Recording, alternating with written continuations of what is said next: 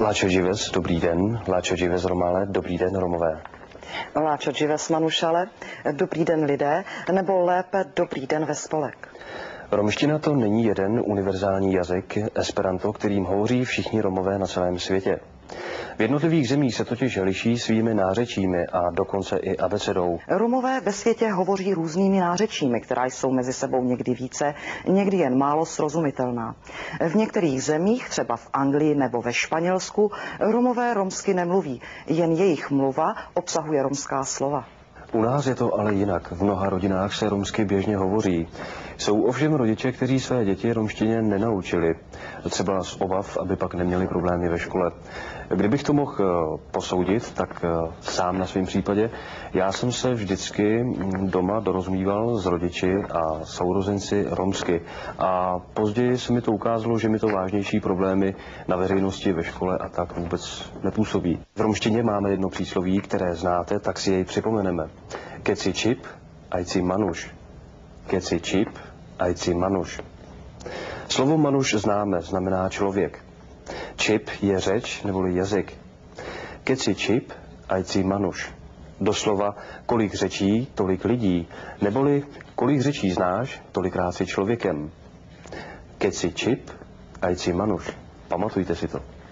Protože rodiče většiny z nás přišli do Čech ze Slovenska, Gáčové nám někdy říkají slovenští Romové a mluvíme slovenskou romštinou. Naši předkové žili po staletí na Slovensku usedlým životem a živili se jako hudebníci, kováři, košíkáři nebo brusiči. Kromě nás však v Čechách žijí také olaští Romové, kteří mají jiné tradice a hovoří trochu jiným jazykem. Jim budou věnovány některé samostatné díly našeho cyklu. Romové neměli nikdy v minulosti svůj stát ani své školy, takže romsky svým jazykem hovořili jenom doma a mezi sebou. Psát začali až ve 20. století. První romští spisovatelé a básníci psali, jak je napadlo, a teprve od roku 1971 platí pro romštinu závazná pravidla. Používáme česká, respektive slovenská písmenka a skoro všechno se píše tak, jak to slyšíme. Oproti češtině má ale romština některé hlásky navíc a jiné zase nemá, třeba hř. Proto romská abeceda vypadá přece jen trochu jinak než česká. Tady vidíme, čím se liší od češtiny. Jednak je to slovenské l, které čeština nemá, a jednak jsou to spřešky. Čeština má spřešku jedinou, ch, čte se jako ch. Romština má ještě 4 další, které dokládají její indický původ. Jsou to takzvané přídechové hlásky č, k, p a t. A pozor, jejich správná výslovnost je velice důležitá. Není to jako č, k, p, t. Při špatné výslovnosti může dojít k nedorozumění.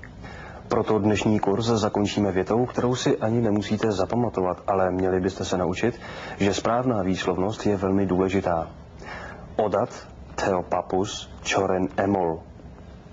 Odat, táta, theo papus a děda, the je spojka a, čoren, rozlévají, emol, víno. Táta a děda rozlévají víno. Ale když řeknete odat, teo papus, čoren emol, znamená to, že táta a děda čoren emol kradou víno. Táta a děda kradou víno. Uznáte, že je to velký rozdíl. Když to řeknete, táta s dědou se budou možná zlobit.